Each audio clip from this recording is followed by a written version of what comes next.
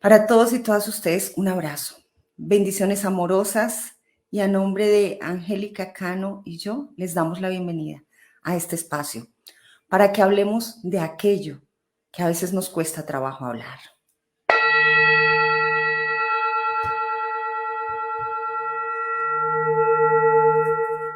Hay temas que a veces son muy fáciles de hablar y hay temas que a veces son muy difíciles de hablar. Y justamente porque son tan difíciles de hablar, es muy importante que empecemos a palabrearlos, a palabrear la vida, que empecemos a conversarlos para sanar, que empecemos a conversanar. Yo les cuento que hace como unas 2 o 3 horas estaba yo con la garganta totalmente cerrada, creo que ustedes me escuchan con la voz un poco extraña, y alcancé a pensar, incluso mi esposo me dijo, pero ¿qué vas a hacer con la voz así? Sencillamente me chupé una pastilla de estas que le dan como un poquito de sosiego a la garganta. Hacía mucho tiempo que no me dolía la garganta, pero años, gracias a Dios. Y yo dije, esto tiene que ver con el tema que vamos a tratar hoy, porque si algo le está pasando a mi chakra garganta, como que no puedo hablar con la voz que hablo habitualmente, si la tendencia es a que la garganta se cierre, es porque estamos hablando de todos los secretos que hay en el árbol genealógico, de todo aquello que no queremos conversar, de todo aquello que a los ancestros les dio miedo, les dio vergüenza hablar.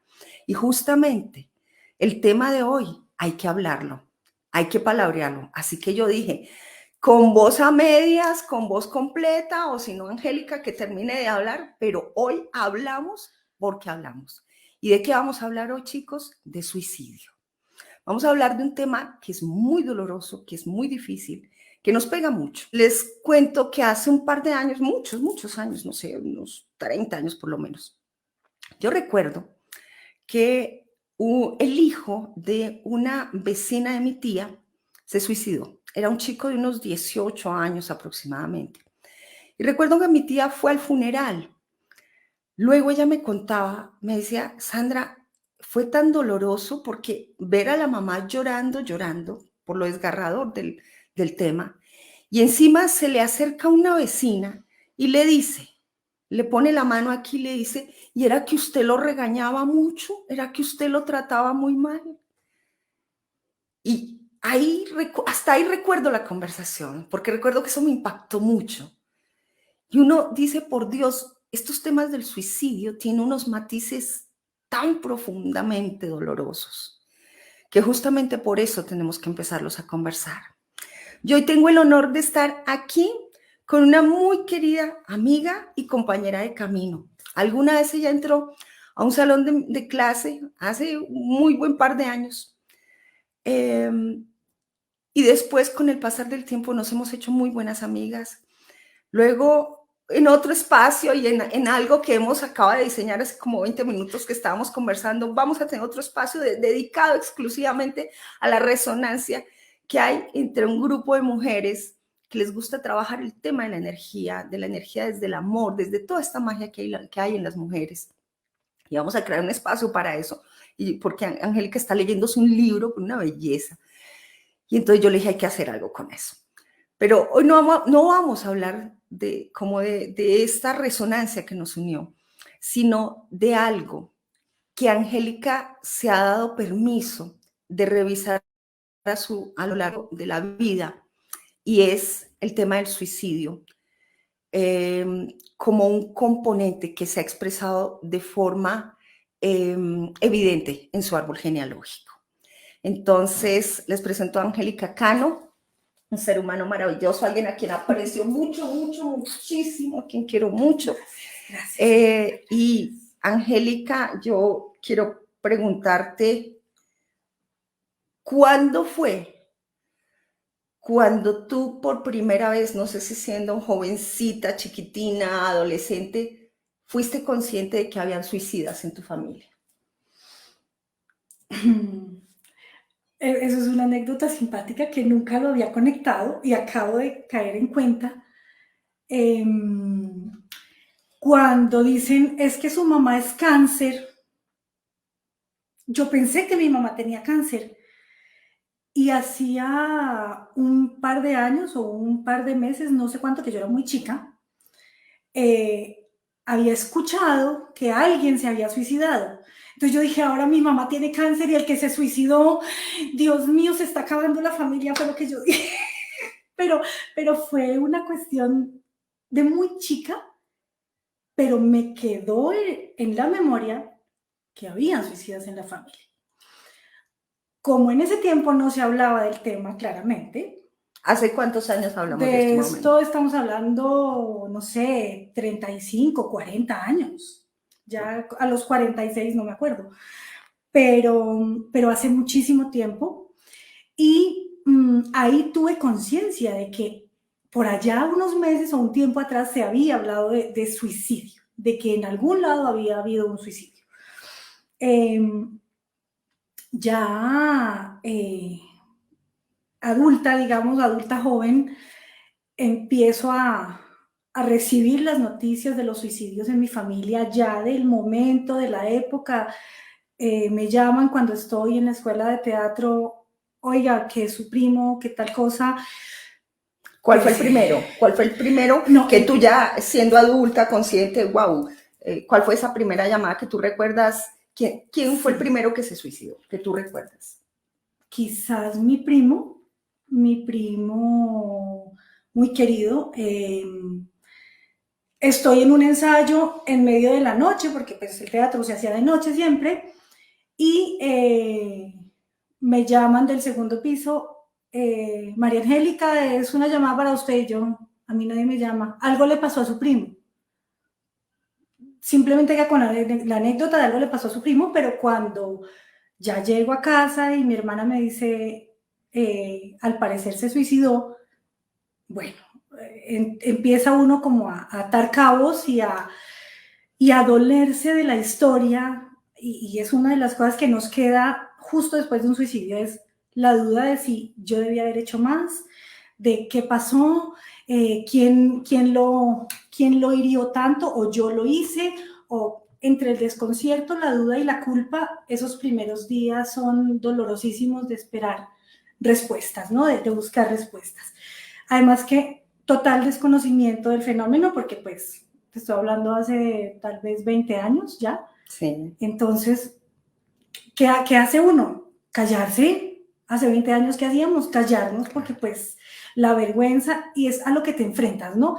El juzgamiento, lo que tú hablabas de tu vecina, el juzgamiento de, ay, es que como no lo quisieron suficiente, y es que como no hicieron suficiente, y es Ah, que en los más recientes ha sido, y están seguros que fue un suicidio. ah, Por Dios, o sea, es además de cargar con todo el dolor y con todo el desconcierto y con toda ¿qué se llamará? La culpa, tiene uno que cargar con la estigmatización de eso una es. sociedad poco empática que, que no entiende cómo puede una persona decidir morirse de otra manera, sencillamente. Él es el primero, Primero, tu primo. mi primo. Tu primo. Bien. ¿Cuándo vuelve a ocurrir otro suicidio? 2 años después, esto es de una parte de mi árbol, 2 años después de la otra parte de mi árbol, mi tía Es decir, discúlpame, tu primo era por línea materna, materna sí, y luego a los 2 años por línea paterna, que era ya la tercera ¿sí? de esa línea paterna, y de esa línea horizontal, de esa misma línea jerárquica, era la tercera que moría por suicidio, mi tía. Una mujer que, como hablábamos ayer con el tema de Melanie, lo tenía todo. Un matrimonio, digamos, estable, unos hijos juiciosos, echadísima para adelante, alegre, pero un buen día decide no puedo o no quiero, porque es que hoy día entiendo que el problema no es no puedo con esto o el problema es de cobardía, no, no, y creo que es algo que hoy debemos entender. Y es Porque que sí, discúlpame, te interrumpo. Algo que yo crecí, por ejemplo, escuchando mucho eso, que quien se suicida es porque es por cobardía, ¿sí? O sea, la familia que le sobrevive a la persona que se suicida, queda con tanto dolor, con tanta estigmatización, con una mirada tan fuerte y tan dolorosa o sea, ¿cómo puede procesarse un duelo? Cuando aparte de que el hecho ya es bien doloroso, hay toda una sociedad, una familia, unas instituciones dándole látigo a la familia. Entonces, ella es la segunda persona que tú recuerdas como de Sí, que yo tu estoy, contemporaneidad sí, que se suicidó. sí, sí, ella es la segunda. Em, y pues claro, es un tema de no lo puedo creer, porque realmente no lo puedo creer. Cuando mi papá me llama a decirme como que Blanca se murió, porque esas fueron sus palabras, como que Blanca se murió, y algunos días después o algunas semanas después, él dice, parece que se suicidó también. Uno dice, no, ella no. ¿Qué No empieza a tenía suceder? cara de suicidarse. No, Sí, o sea, no cuando tenemos nosotros cara, vemos, exacto, nunca. cuando uno ve a alguien feliz, empático, agradable, contento, que ayuda a los otros, que etcétera, etcétera, uno dice, no, pues este sí es que no tiene cara de suicidarse, porque hasta eso lo hemos esquematizado.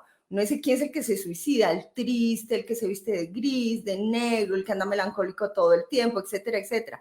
Pero hoy en día no podemos generalizar un fenómeno en el que encasillamos a la gente. O sea, esto es muy fuerte y nosotros necesitamos salir de arquetipos, de decir el suicidio es esto, esto y esto, porque hoy en día nos están sorprendiendo. O sea, anteriormente nunca se hablaba de que un niño, de que un adolescente se suicidaba, y sí está pasando.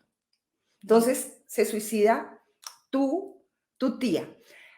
Aquí hay una cosa importante y es que a veces muchos de nosotros en temas de árbol genealógico, de constelaciones familiares y todo, a veces algunos de nosotros tenemos como esa extraña fantasía silenciosa de que mi familia, mi árbol de donde yo vengo, son mejores que los de mi esposo o mi esposa. O sea, esto no, yo soy de mejor familia, ¿eh? Y lo que vemos cuando estudiamos genealogía es que si el fenómeno está en un clan familiar, con toda seguridad se va a encontrar en el otro. O sea, tú no te encuentras tú te encuentras en la vida con un hombre o con una mujer con quien quieres casarte o compartir la vida. No solamente porque nos gustamos, nos encantamos, nos fascinamos, sino porque hay una resonancia genealógica. Así que si, por ejemplo, en mi clan familiar hay suicidas, con toda seguridad en el clan familiar de mi esposo también lo hay. Y si en el de tu esposo los hay, en el tuyo con toda seguridad los hay, así no lo sepas. Por eso este fenómeno tiene que mirarse con absoluto amor, bondad y compasión. Yo creo que aquí es importante que cambiemos la mirada. Totalmente. Digamos que en la búsqueda todavía no hemos encontrado en el árbol de mi esposo, pero con 4.000 que tenemos arriba, yo creo que en algún momento ha existido el fenómeno también. Y bueno, digamos que una de las cosas que sí queda después es el temor, ¿no? Más en este caso donde ha sido una cosa a repetición, empiezas a pensar en los que vienen, ¿no? El hijo, ¿será que en algún momento y es un riesgo y no podemos permitir que se deprima y no sabemos cómo manejarlo? Pero pues entonces también entra el tema de qué fue qué podemos cambiar ahora. O sea, listo, ya en el primero lo tapamos totalmente, lo cerramos, hicimos oídos sordos, ojos ciegos Con tu primo. con mi primo. Con la segunda, con mi tía, es una cosa de, no puede ser, pero algo está pasando, ¿no? Por lo menos dentro de la biología, algo tiene que haber, tenemos que revisarlo, tenemos que mirarlo, y de alguna manera empieza una inquietud con el tema. Hasta que hace 2 años, mi papá muere por suicidio también. Y ahí es un aterrizaje en la vida totalmente distinto. Y yo hace 6 años cambié mi vida de una manera diametral. totalmente. Yo dejé de trabajar en algo que me apasionaba mucho, yo dejé personas muy queridas atrás, yo cambié totalmente mi vida y no había entendido por qué. Yo decía, hay algo que me mueve a esto y no lo sabía. En el momento en que mi papá muere por suicidio, a mí me cae la vida encima y digo, era para esto. Y era para entender este tema desde otro momento de vida, desde otra perspectiva y con todo el amor y el respeto que esto debe tener en este momento. Porque definitivamente en un momento tan duro como es ese, agradecerle a mi papá 2 veces la vida era impensable en otro momento. Pero es entender que mi papá me dio la vida y en ese momento me dio un motivo para vivirla. Esto es hermoso lo que estás diciendo, porque aquí, yo quiero hacer un paréntesis. Angélica se dedicó a trabajar muchísimo sus temas personales, los temas de su clan familiar, a trabajar muchos temas hacia la sanación. Angélica en los últimos años, en cuanto seminario de constelaciones familiares, nos imaginemos, allá está, ha estado formándose, ha estado leyendo. Yo quiero mostrarles ¿dónde está Angélica? Está, bueno, ahí está el tuyo. Sí, esta es la Biblia. Yo lo alisté, también lo alisté porque yo dije, este libro para Angélica es importantísimo y resulta que Angélica también lo trajo, que este se llama El don de tu alma de Robert Schwartz. Ahorita les vamos a contar un poco de este libro. Y ella se dedicó a investigar, a tomar cursos, a estudiar para mirar qué era lo que pasaba en su árbol genealógico. Y recuerden que con todos los fenómenos que nosotros no comprendemos, es muy importante empezar un proceso de investigación. No me refiero solamente en libros, sino investigación de introspección hacia nosotros, hacia nuestro clan, hacia los fenómenos que no vemos. Aquí hay algo que yo quiero recordar, chicos, y que decimos en constelaciones familiares. Cuando en una familia, en un clan, en un árbol, pasa una cosa una vez, bueno, fue algo que pasó, fue un evento. Cuando pasa 2 veces, empieza a ser una casualidad. En temas, bueno, en temas de espiritualidad, la verdad, nosotros no creemos mucho en casualidades, todo tiene una resonancia. Cuando algo pasa por tercera vez, es una pauta. Así que cuando en tu árbol genealógico, en tu familia, ocurre un fenómeno a repetición, la energía del clan familiar te quiere decir algo. Así que por favor, escúchala. No podemos seguir haciendo oídos sordos a todo aquello que de alguna forma la energía del clan familiar está expresando para que sea sanado. Con el suicidio tenemos situaciones tan fuertes y tan dolorosas históricamente, que pesan tanto, por Dios, que cuando uno lee sobre estos temas uno dice, por Dios, yo estoy totalmente segura, Angélica, que a las familias de las personas que murieron a través de un suicidio, yo creo que les tenemos que pedir perdón por la forma en que les hemos juzgado, por la forma en que les hemos maltratado, por la forma en que incluso anteriormente se hacían cosas tan dolorosas en países como Colombia, como que a un suicida no se le permitía enterrársele en un cementerio normal. Ellos tenían un cementerio aparte. Creo que incluso alguien me contó, sí, las fosas comunes. O sea, es un tema muy doloroso porque sabiendo quién era, su familia no podía enterrarlo en un entierro normal, en un cementerio normal. Era como si les tuvieran un cementerio aparte, porque ellos no entraban al reino de Dios según la convicción en ese momento. Yo he leído, y no sé qué más sabes tú, Angélica, sobre este tema, que tú tienes que tener información muy valiosa, que incluso en algunos lugares los enterraban, los ataúdes los colocaban de pie. Para que no descansaran, para que no tuvieran el descanso eterno. Entonces uno dice, por Dios, estos son hasta niveles de crueldad terribles. Es que hablando de aquel libro que vamos a tratar en algún momento, es que el tema de una iglesia, de una religión y de unas creencias castigadoras nos llevan a inventarnos dolores y castigos terribilísimos para encaminarnos en una sola mirada. Y eso es hoy día, uno, reevaluado totalmente, y dos, desde el amor es imposible. O sea, es Exacto. imposible porque es que, miren, el suicidio de todas estas personas cercanas a mí, sobre todo de mi papá, han sido una lección inconmensurable de amor incondicional.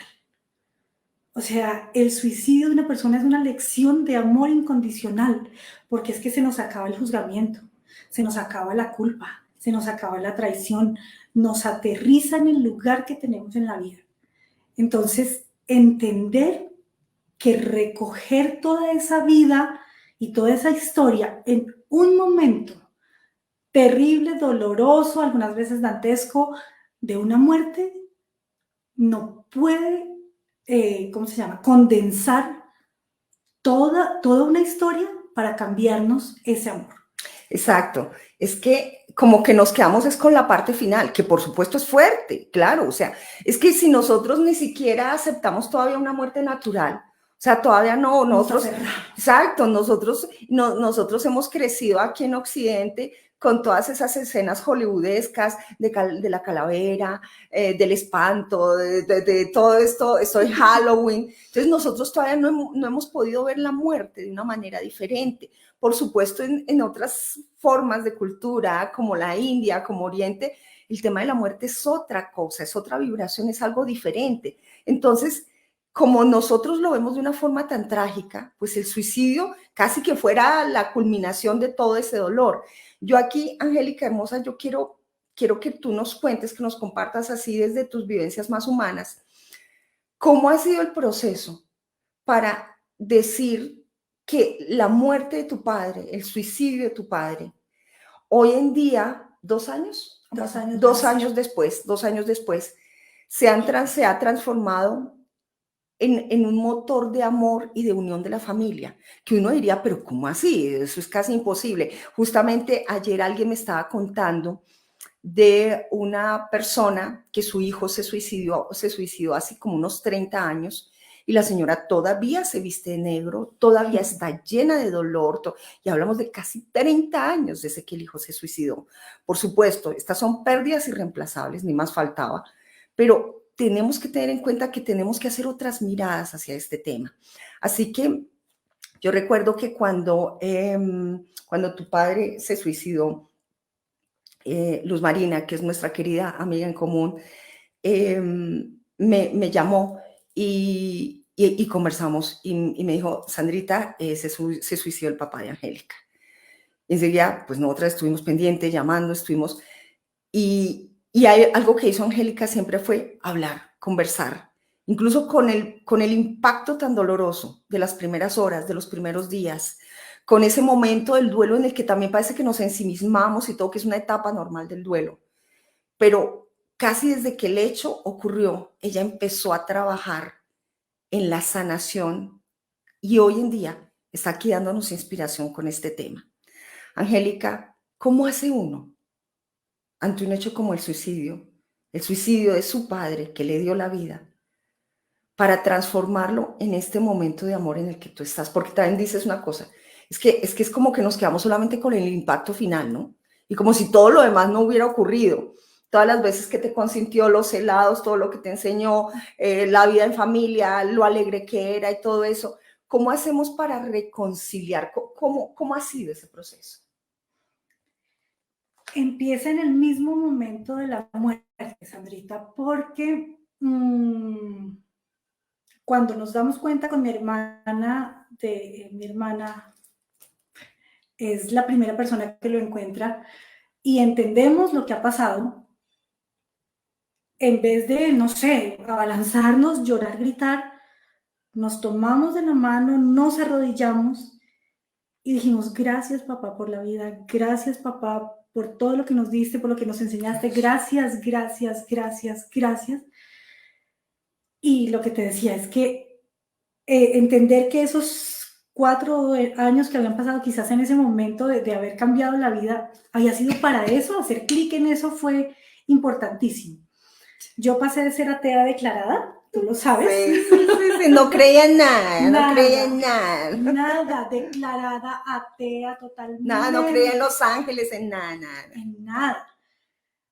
La vida siempre me había mandado los mensajitos y yo había hecho así y bueno. Pero en ese momento conecté y entendí para qué había sido todo ese proceso.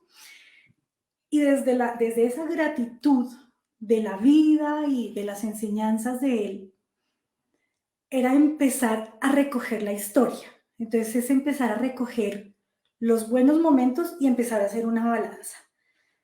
Yo entiendo que esta historia que yo he vivido y que hemos vivido en mi familia, no todos la tenemos y no siempre es una historia amable y adorable donde sí tienes que reconciliar, y eso es algo que he entendido en este tiempo de recoger y de aprender. Pero siempre ese momento nos cambia para recoger algo, para entender algo. Entonces, haber recogido desde el amor y haber podido tener la bendición y la fortuna de recoger a mi papá desde lo bonito y desde el amor, se me dio en un momento muy especial. Yo voy a su cuarto, mi papá acostumbraba a dormir de un lado de la cama y muere del otro lado de la cama. Yo me paro enfrente de la cama, yo soy la última persona que lo vio con vida, yo lo acompañaba a sus últimas noches, eso es algo que tenemos que hablar también ahorita, y es, no sabemos identificar una depresión. Mi papá tenía dolor de estómago, o sea, mi papá podía tener cualquier cosa menos una depresión. Entonces no la sabemos identificar y nos perdemos en muchas cosas que creemos físicas y tangibles, pero no Y es además, así. disculpa, una depresión en el hombre. Es todavía más difícil de identificar. Acuérdense que ayer comenzamos un poquitito de eso, ahorita lo retomamos, Angélica. Entonces, yo lo acompañé en esos últimos días, en las noches, a que durmiera, hablábamos, le hacía un masajito, lo consentía, la cosa. Entonces, esa noche, él se duerme y me dice, tranquila, bájese que yo aquí briego a dormirme. Yo me bajo y la última imagen que tengo de él es meter su manota así debajo de la almohada y, ¡ay, Virgen Santísima! Y se acomodó para dormir. Esa es la última imagen que yo tengo de mi papá. Tú acabas de hacerle Reiki, me contaste que Sí, le hiciste... de masaje. Él no me permitía hacerle Reiki, pero un masajito y ahí algo lográbamos conectar. Ya, esa es la última imagen. La siguiente imagen de mi papá es totalmente distinta, ya no es el niño indefenso, sino es un cuerpo muerto. Y yo me paro frente a la cama y digo, ok, tengo que amarlos a los dos, porque los dos hacen parte de lo que tú eres. Este de acá, de este lado de la cama, es todo lo maravilloso que pudo ser, todo lo bonachón, lo buena gente, lo alegre, todas las cosas. Y este es el que un día decidió otra cosa. Y ya. Pero los dos hacen parte de. Entonces creo que ese ejercicio de reconciliación también me reconcilió una forma de morir con una forma de vivir.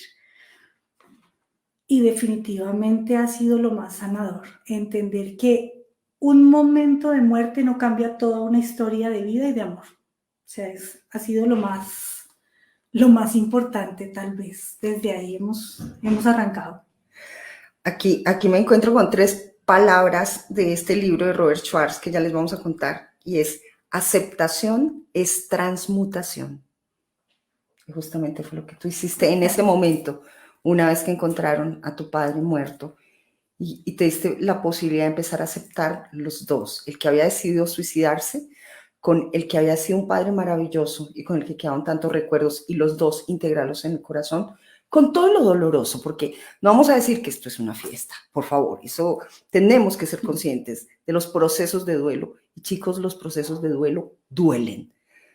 Duelo es como colocar la mano sobre una estufa caliente. Esto te va a doler, esto nos va a doler. Los duelos que yo he hecho me duelen, los duelos que tú has hecho te duelen. O sea, aquí no hablamos de fórmulas mágicas, hablamos de posibilidades humanas de empezar a abordar nuevamente estos temas de una manera más bella, más bondadosa, más amorosa. Angélica, ¿qué crees que es importante que las personas conozcan de esta situación? Pero antes de eso, yo hay algo que quiero que tú nos cuentes, y es que Angélica, que entonces ella hace, ¿cuándo empezaste a creer como en estas cosas, como en la energía, en los ángeles? Más o menos, ¿hace cuánto? No, es que yo había hecho Reiki hace 22 años ya, pero uno por estar en la mente y en lo racional, yo me aparté del tema, empecé a trabajar.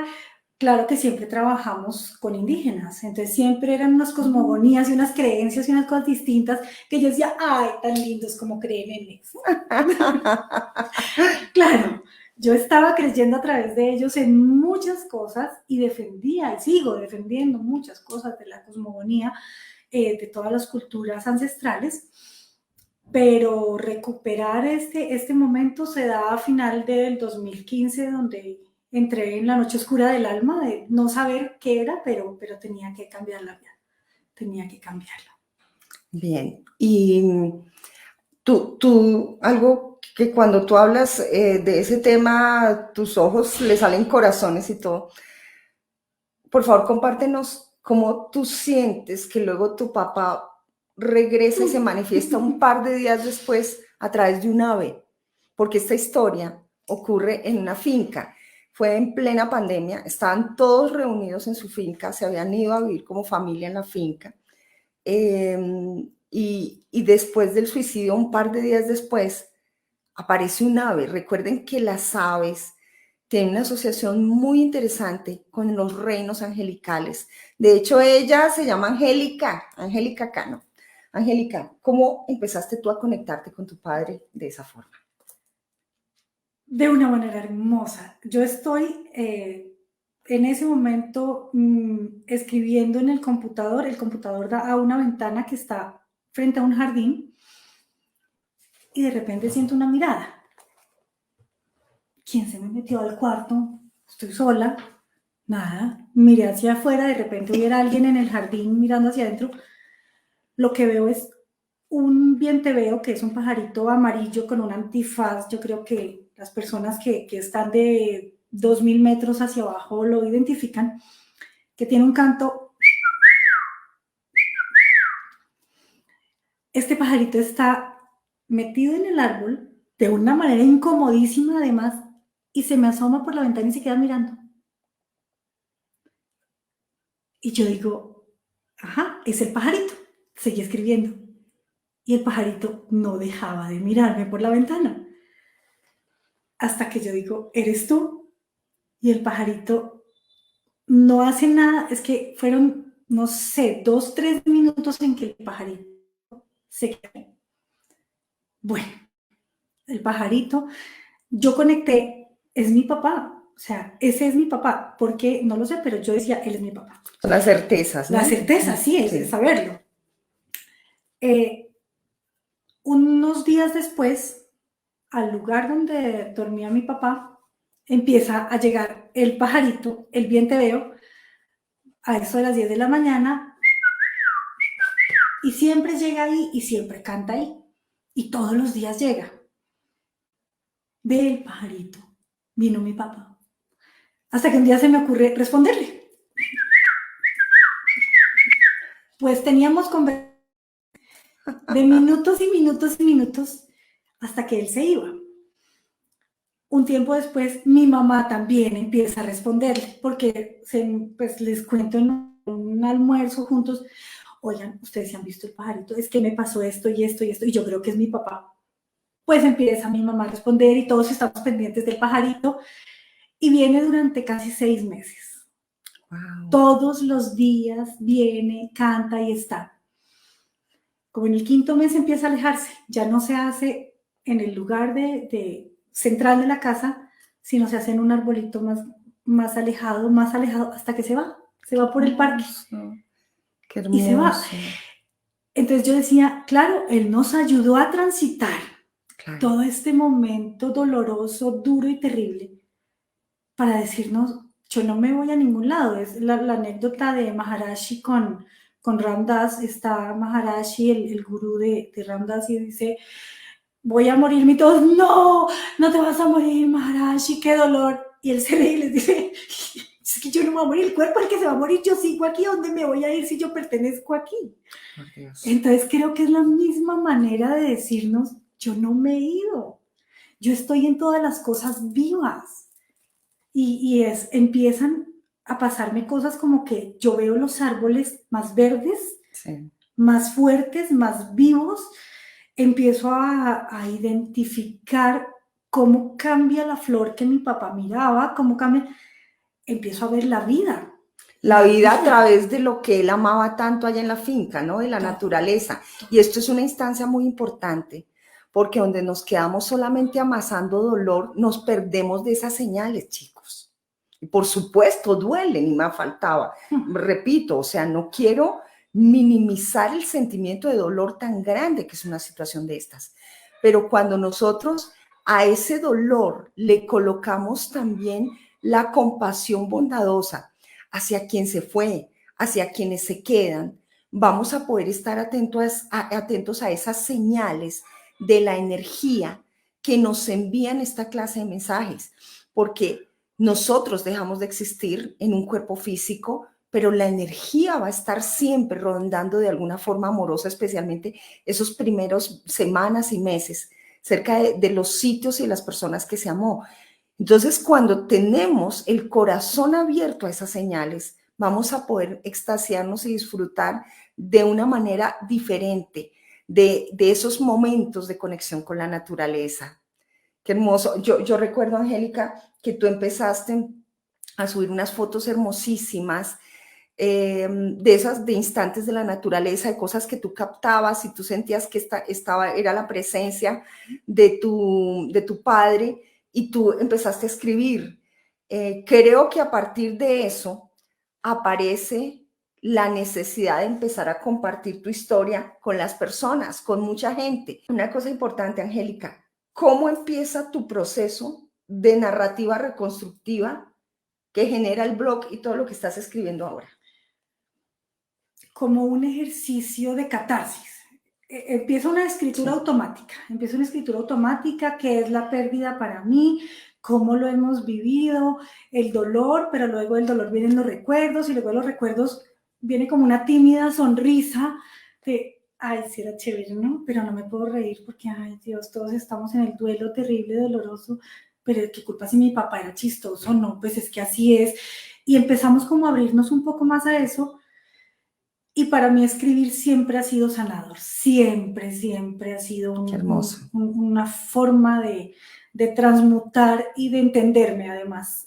Y entonces es cuando empiezo ya a investigar, como desde la parte racional, médica, dónde es que se daña el tema, si es que se daña, las reevaluaciones que se han hecho a ese respecto, porque entre otras siempre nos han dicho que esto es genético y que se repite y que, pues resulta que hoy día esto está muy reevaluado y el tema se está llevando más desde neuronas espejo, de la repetición, no por genética, sino por el ambiente donde estás, donde tienes algún tipo de lealtad con alguna cosa.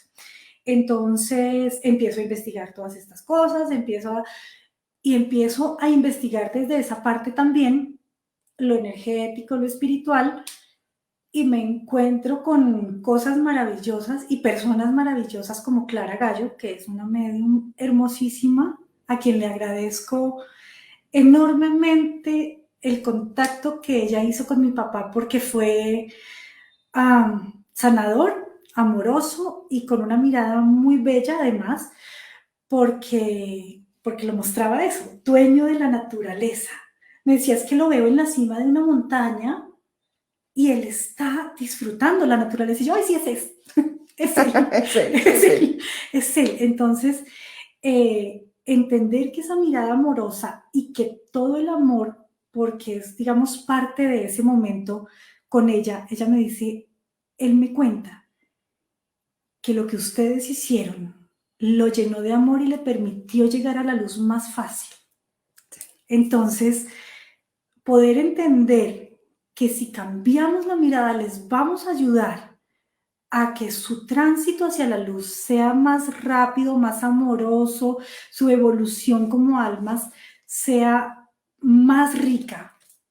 ¿Por qué no lo hacemos?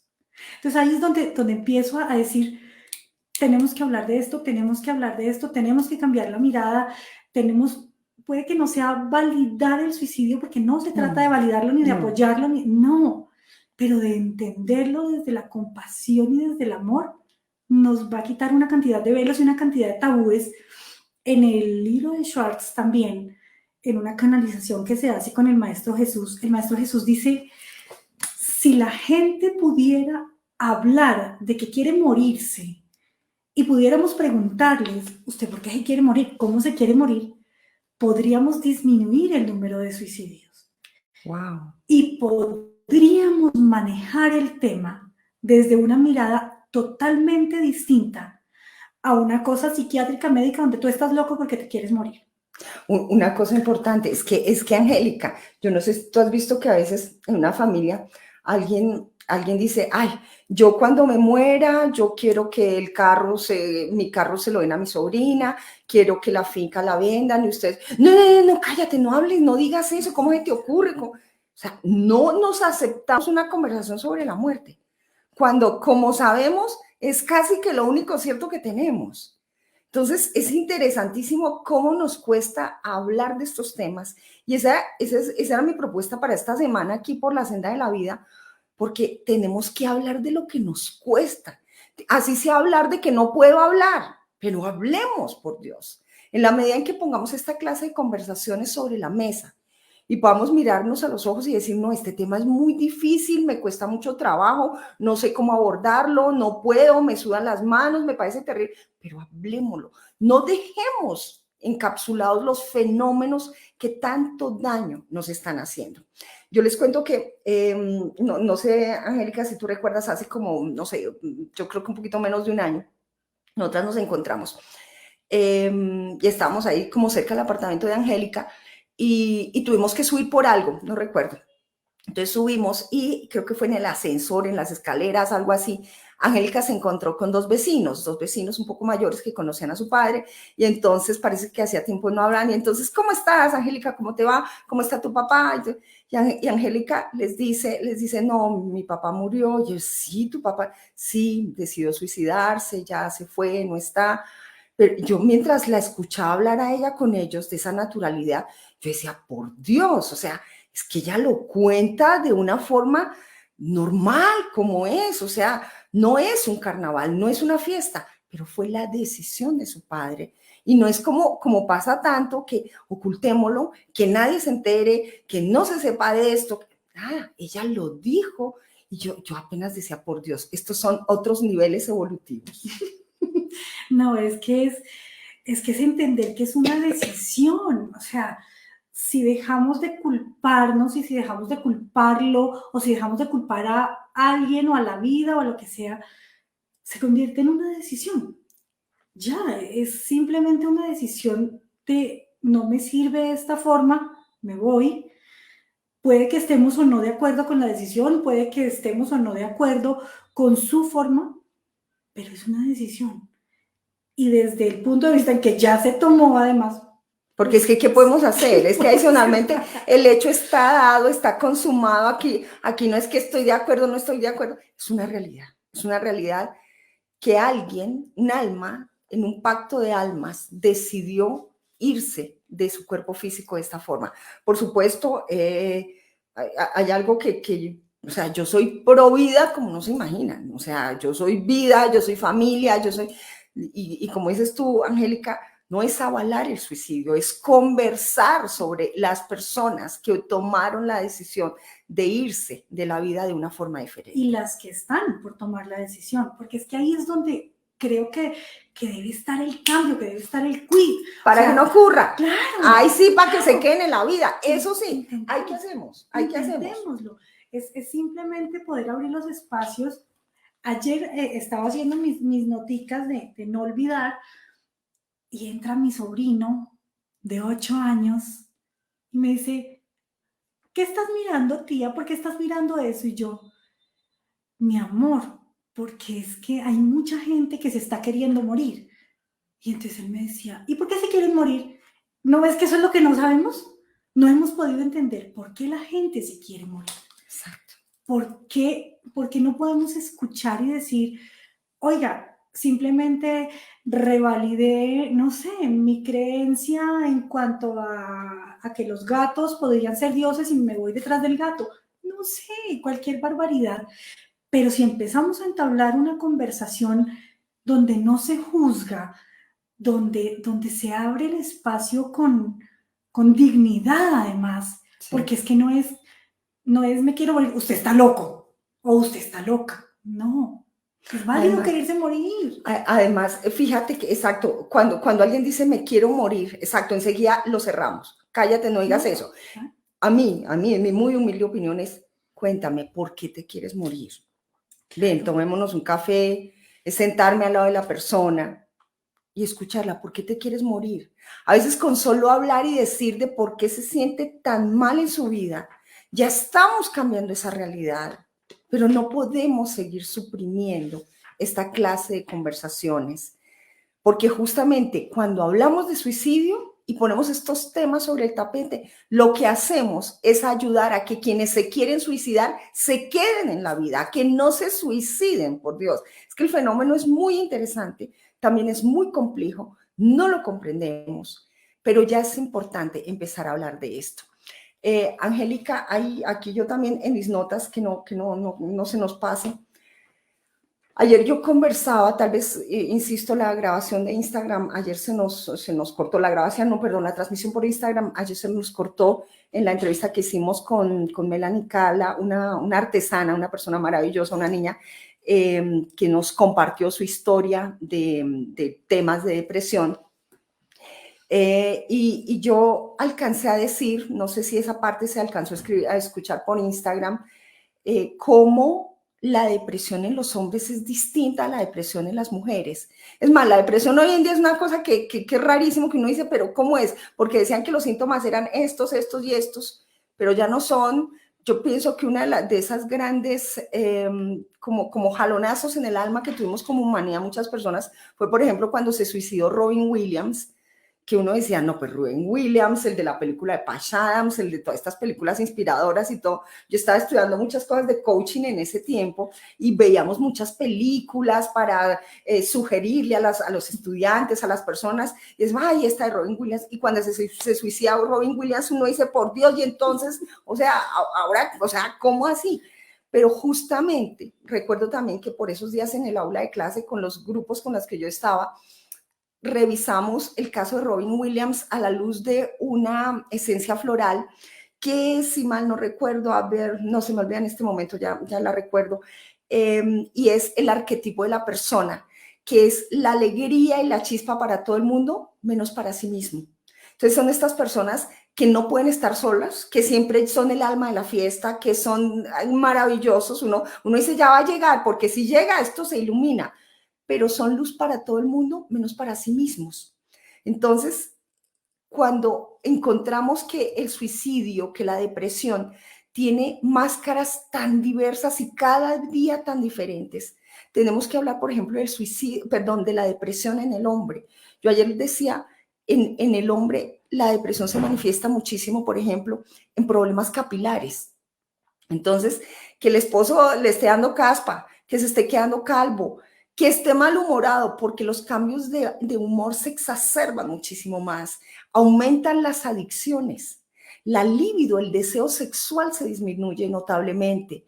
Y entonces a veces nosotros, o por ejemplo, a veces la novia, la esposa dice, debe ser que tiene otra y está malhumorado y no quiere nada conmigo y etcétera. Y resulta que el hombre está deprimido y nosotras ni nos hemos dado cuenta y ni él mismo se ha dado cuenta. ¿Cómo fueron esos últimos días de la vida de tu padre, Angélica? Ese es el problema, que nadie se da cuenta. Ni siquiera él. Creo yo que en ese ritmo acelerado, porque es un ritmo trepidante de 2, 3 semanas donde mi papá cambió, pero mi papá nunca acudió a una consulta por ansiedad o por depresión. Consultó por un dolor de estómago, consultó por un dolor de cabeza, consultó por insomnio. Ya, entonces, ¿qué decimos todos en la ignorancia absoluta del tema? Está estresado por el encierro. ¡Ey, sí, eso es puro estrés! ¡Ay, qué vaina! Hombre, toca sacarlo a caminar, vamos a caminar por allí, por allá, porque es que no tenemos ni idea, no sé si hoy día o desde siempre, qué es una depresión y Sí. todas las manifestaciones que tiene. Entonces, tú hablabas hace un rato de que eh, eh, las personas en un momento de reunión familiar decimos, cuando yo me muera quiero que no sé, que me lleven música o que se vistan de rojo Que o boten que mis lo que cenizas sea. al mar. Exacto. Cuando mi papá hablaba de eso era como, ay Dios, mi papi sí, mm, muy desestimar las cosas. No, resulta que es que hablar de estos temas y de estar disponiendo de lo que va a pasar con mis cosas valiosas o de regalar mis cosas que para mí son valiosas es un síntoma hoy día muy clave en el tema de depresión y ansiedad. No es, no es, ¿cómo se llamará? Un evento más. No, hay que ponerle cuidado a estas cosas. Cuando tú te empiezas a aislar en el silencio, cuando te empiezas a estar como, no, es que ha estado como pensativo. No, por favor, pongámonos atención y leámonos realmente en el día a día. Leámonos, qué Leámonos, bonita expresión, leámonos. Y leámonos. aprendamos a leer a los otros también. Hay una palabra que cuando yo empecé hace muchos años a investigar todo este tema de la depresión, me encontré y se llama anedonia. Entonces, el paciente está anedónico. ¿Qué significa eso? Que perdió el placer, Ah, perdió el gusto por el placer. ok. Placer en todo sentido, en todo Sí, sentido. O todo. sea, no solamente el tema de la sexualidad, Claro, sino ¿no? su comida favorita, le trae su comida favorita, lo llevas al paseo en el paisaje más hermoso que le gusta y está la persona anedónica. No Ok, disfruta lo que le gustaba. Y esos son signos de alarma. totalmente. Eso fue lo que pasó. Entonces, hablemos, Entonces, conversemos, conversaremos. Dios, por favor. Mi papá, pues toda su vida, disfrutó la comida. Mi papá un pargo así Qué frito, delicia. así carnoso, grueso, era su placer. 8 días antes quizás de su muerte, de su suicidio, lo coge y como que un pedacito, no es que es un pedacito, no quiere comer, pero uno no lo Jamás se imagina. entiende, no lo entiende. Entonces, esos cambios sumados, además metidos en una pandemia y en un sistema paquidérmico de salud donde pides una cita hoy, mi papá tenía cita con la psicóloga por primera vez el día que se suicida, Por Dios. porque no había habido posibilidad de una cita Por Dios. con psicología, que habíamos venido pidiendo hace 2 semanas porque pues dijimos, bueno, ya no es el estómago, ya no es la cabeza, ya no es el insomnio, bueno, necesitamos que alguien nos ayude porque no sabemos, pues bueno, nos enfrentamos con el tema de que es que no hay citas y claramente la pandemia ha sido ¿cómo se llama esto? Un Detonador. detonante terrible de todos estos temas. Yo cuando mi papá muere, digo, yo necesito ayuda porque yo me siento demasiado tranquila Uh -huh. y no está bien y no sé si hay algo. Afortunadamente, por las bendiciones de la vida, yo cuento con un tema de una prepagada excelente. Llamo y me dan la cita para 2 días después con el señor súper suicidólogo, Ah, el psiquiatra de San Ignacio, y el señor me atiende en 5 minutos y me dice, no, tú estás bien, qué pena contigo, es que tengo que irme a atender porque estamos en emergencia de salud mental en Bogotá. o sea, Ok, y que tu padre se hubiera suicidado un par de días antes y que tú se hubieras consultando por eso, no era no, una emergencia. porque es que Wow. así estamos, y Sí. es así como estamos. Wow. O sea, en el 2021, con los datos hartísimos, 2021 es el pico de suicidios en el mundo, Por Dios. en Colombia inclusive. Ahora, discúlpame, Angélica,